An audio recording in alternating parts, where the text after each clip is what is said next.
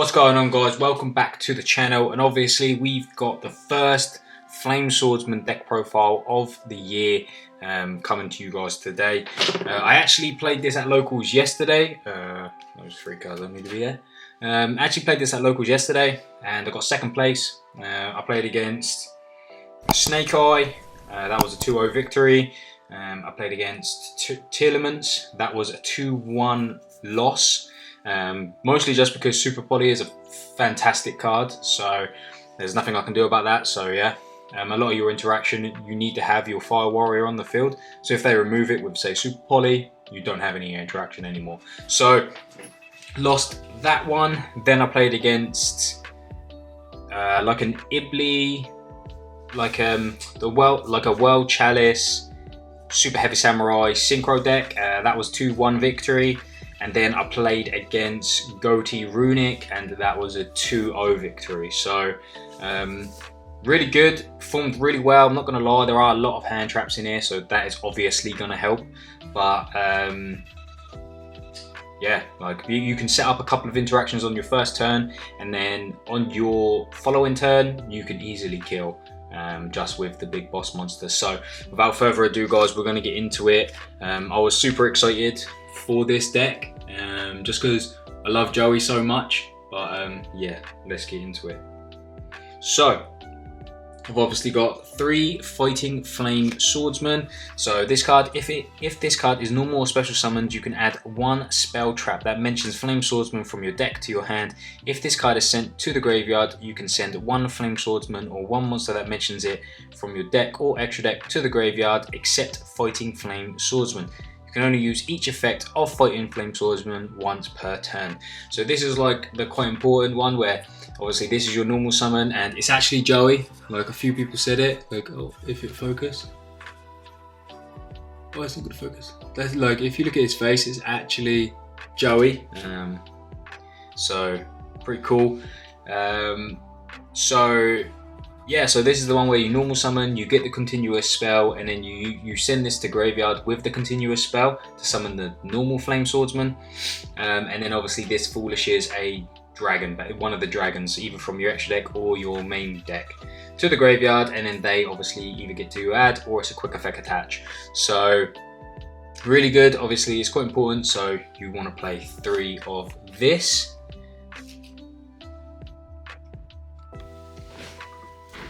Then moving on, obviously because we're playing like a pure build basically, I am playing 3 of the Salamandra, the Flying Flame Dragon.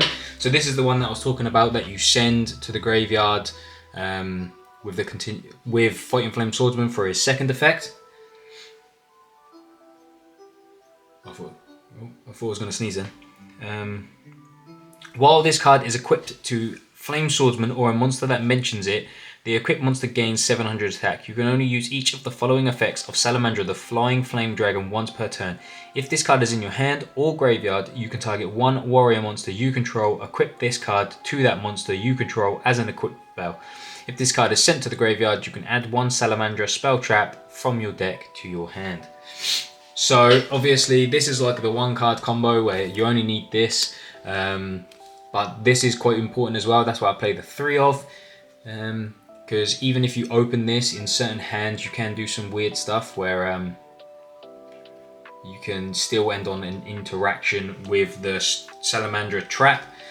So you normal summon this, make Almirage, this adds you the trap, and that is still 1 interaction because Almirage is a fire. So yeah, important for, I played 3 generally just because I'm playing pure, so you need to play 3. If you're playing like a different build, like with maybe Infernoble or something else, then you probably only need to play 2, I would say.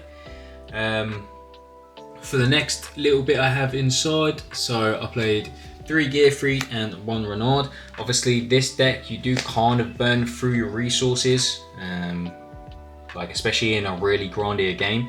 So Renard can help you obviously add stuff back, which can obviously really help, and Gearfried helps you push for games and can be a further interaction, because once you finish using the Salamandra Fusion equipped spell, it has no effect in grave, you can't get it back from the grave. So like Gearfried to banish it to summon is really cool.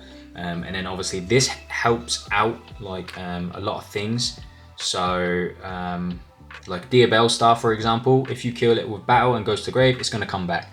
But you can use Gearfried to attack, attach it as an equip. Now you have a negate, and then you can redeclare on a different monster. So Gearfried was really good in games, and obviously, like I said, Renaud, everything you have is Fire Warrior. So when it's on the field, you special this, and then you can add back Fighting Flame swords from the graveyard. You could add back the Salamander Fusion if you wanted, a Durandal. So yeah, that's why I'm playing just the one Renaud. And then onto the hand traps, and there are a few. So we're obviously playing 3 Kashtira Fenrir. It's really good for pushing for game. We don't end with a lot of monsters on board, so this is just like an extra body as well, and some card advantage. I played 3 Droll and Lockbird. I am playing crossouts in this deck, especially if we play like with the Infernoble stuff. You can really lose to Droll, so I'm playing 3 of those. And this is actually really good against a lot of the card decks at the moment. Like, people will just auto lose to it, so I think it's a very good choice at the moment. 3 Ash Blossom and Joyous Spring. It's just like a generic one, and again, you don't want to get ashed on your Fighting Flame sword, so with crossouts it works well. 3 Infinite Impermanence, another one that a lot of people are playing at the moment. So yeah, just seems sensible to have it. It is quite good, so yep. And then I didn't want to just like, obviously we can't lose the Droll now. It's good to have Fenrir in here, because if your opponent has Fenrir, then you can cross out it. Then you've got Ash Blossom and Infinite Impermanence, so they're also very good ones. But I was thinking that I don't want to lose to a Veiler. Like, I'm not going to lose to Imperm, I'm not going to lose to Ash Blossom, but the random person that might play Veiler. So I played 2 Veiler just as like cross out targets. It was also very good. Like, I did enjoy it, so was really happy with that. And it's a target for Selene as well as obviously Droll. So yeah, that's for the hand traps. Obviously quite a few. Was that 2, 3, 6, 9, 12, so 14 hand traps. Pretty good. Like I said, like, you can just make your Flame Swordsman monster, and then you should have like 2-3 hand traps in your hand, which was most of my games, really, to be fair. Then we've got Fighting Flame Sword. This is the new spell. This is really good. So you can activate this in the draw phase because it's a quick effect, but the effect you use the most is add 1 card from your deck to your hand that mentions Flame Swordsman except itself. So that is obviously the good one. Like, this adds you Fighting Flame. It can add you the quick play spell, the continuous spell can add you loads of stuff. And then a second effect is when an attack is declared involving a Fire Warrior monster you control, you can target 1 card on the field, destroy it. That one I wouldn't use very much. It's actually the bottom one that is very good. When your opponent activates a card or effect that targets Flame Swordsman or a monster that mentions it that you control, negate that effect. Well, let me read that again because I was being a bit like, don't know. When your opponent activates a card or effect that targets Flame Swordsman or a monster that mentions it that you control, negate that effect. So there was one game against the Snake Eyes player that I basically just ended with the fusion monster. So I've got a pop, and then I had like a few hand traps in my hand. They tried to imperm it, and I had this set. They tried to imperm it, so I just negated the imperm. So like for things like that, because obviously if they're trying to imperm a pop, it's obviously the pop is good. So yeah, I have like, so it's very good for stuff like that. So really cool. A lot of things target as well at the moment, so I like it. Then this is the continuous spell that I was mentioning that you add from Fighting Flame Swordsman. It's the combo. I will show the combo at the end of the video. Your opponent cannot activate cards or effects when you normal summon a Fire Warrior monster. Once per turn, you can send 1 monster from your hand or face-up field to the graveyard, special summon 1 Flame Swordsman from your extra deck. This is actually declared as a fusion summon, so you could monster reborn that same Flame Swordsman. Once per turn, when a monster declares an attack, you can target 1 warrior monster you control. Until the end of this turn, it loses exactly 1000 attack, but all other monsters you control gain 1000 attack. So again, this is really good for like beefing up your main boss monster and then going for game. But this is obviously like the quite important part of that combo. 2 Salamander Fusion. This is obviously the equipped spell that is a fusion, basically a fusion card. So you add it from the dragon when you foolish it, and then you equip it to your flame swordsman, and then you send both of them to the graveyard to cheat out the big boss monster. And again, I'll show you the combo at the end of the video. 3 Durandal. Sorry for the mixed rarities, my rarities are all over the place at the moment. But yeah, 3 Durandal. Not much to say, like it just adds you. The reason I went for Durandal and like 3 Durandal and didn't play like the Chalice card, Heritage of the Chalice, is because if I can get this, then this is also a banish for Gearfried. So that's why I went for the 3, just to have, because then I've got 5 equips that I can banish with Gearfried. Then obviously for consistency, Rota, it's like you kind of gotta play it because everything's like your main cards that you want to get is a warrior. So yeah. Then like I said, I am playing a lot of hand traps, so cross out and called by. You don't have a lot of resilience in this deck. If you normal summon Fighting Flame Swordsman and they ash it, like unless you open the trap, you're not doing very much. So not the trap, sorry, the continuous spell, you're generally just not doing very much. So that's why I play those 4 cards. And then finally, 1 Salamandra with Chain. I didn't play the other one because I didn't think it would come up. It came up once in 4 rounds. So maybe in 50, what's that? That's going to be like 12 games, 12, 13 games, something like that. It came up once, so maybe as a one-off you play one of this and one of the other one. I do have it here. This one, Flame Swords Dance. So maybe this is a one-off. It's essentially the same card. They're both Book of Moons, but yeah, this one's really good as well because you can banish it from your graveyard to fusion summon by shuffling materials back from into the decks, basically. So that's why we played that one. On into the extra deck. So I didn't want to brick too much. So like, probably could play 3, but I only needed 2. Only once or twice I ever used the 2. Was really cool.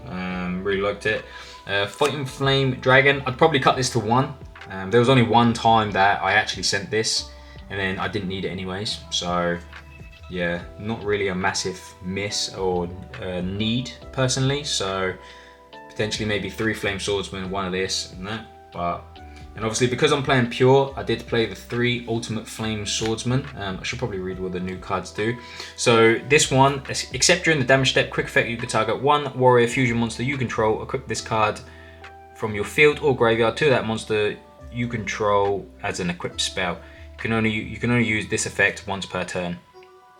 And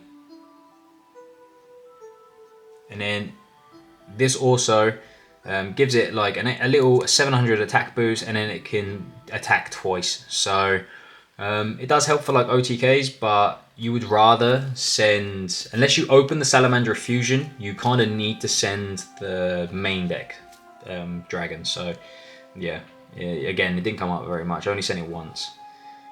And again, right, so fight Ultimate Flame Swordsman. This is your boss monster. This is the boy. So you can target 1 monster your opponent controls, destroy it, and if you do, inflict 500 damage to your opponent. Like, I actually gamed so many people because I'd pop on their turn, then pop on my turn, then this would already have 1 equipped, so it's at 35, and I would go, boost it, oh, it's not enough. And I would go, oh wait, you've been burnt twice, and it's game. So 2 pops, and then boost it, attack, it's game. So absolutely crazy. But yeah, this is, while this has an equip effect, the pop is a quick effect.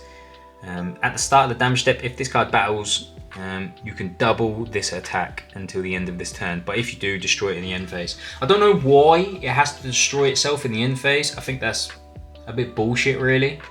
I think that would have been okay if maybe like you can banish the Salamander Fusion to protect or something.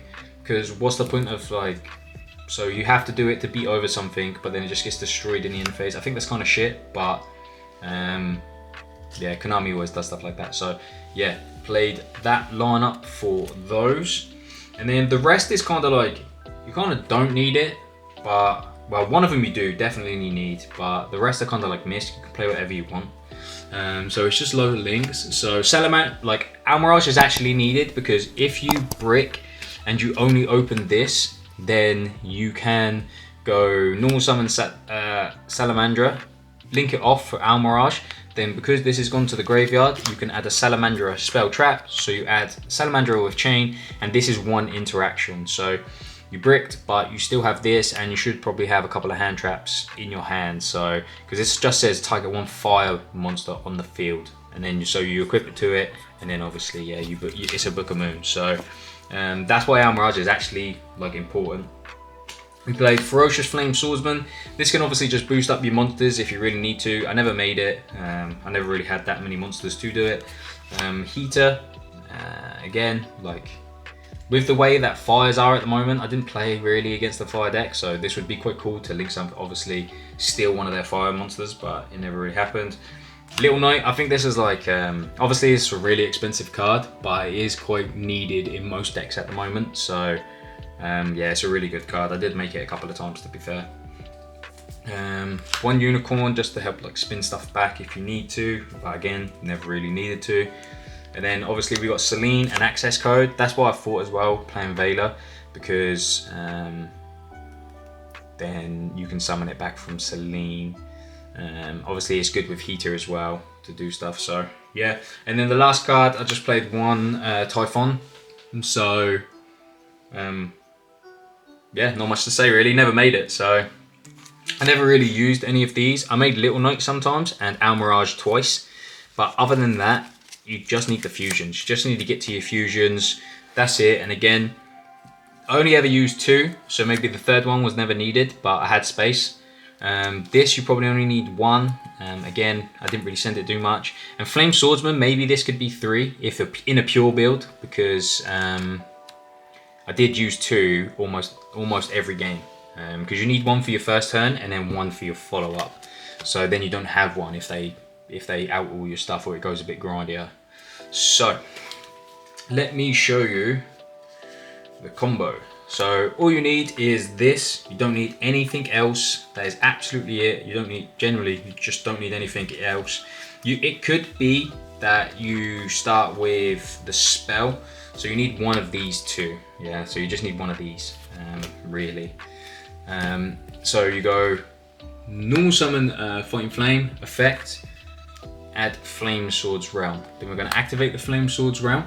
Then we're going to send Fighting Flame Swordsman to the graveyard to summon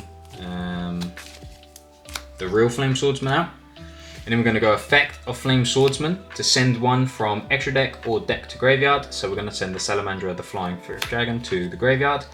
Then we're going to use the effect of that to add a Salamandra spell trap. So we're going to add the Salamandra fusion from deck to hand.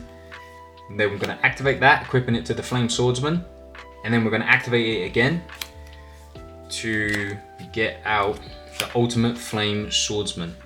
And then while it's in grave, we use Salamandra to equip to the ultimate Flame Swordsman. So that's the 1 card combo that you need to obviously make this a 1, like it's just, this is now a quick effect pop on your opponent's turn. Obviously it will burn and stuff like that. And obviously this is at 35 now, so this is actually 7k easy, because you could just go declare attack, use the effect, make it 7, bosh, done. So yeah, that is basically it, guys. Again, I'm not gonna lie, I'm so excited for this. I'm gonna be playing with a few other builds, because obviously this is good and it was fun to play it like this, but it's not gonna be enough. I think I would struggle at something competitive, and there is actually a regionals in March that I'm preparing for, and I'm gonna play Flame Swordsman. Like, I won with Chimera, and that's an old deck, and now this has come out. I definitely want to try to top with this. It'd be so good.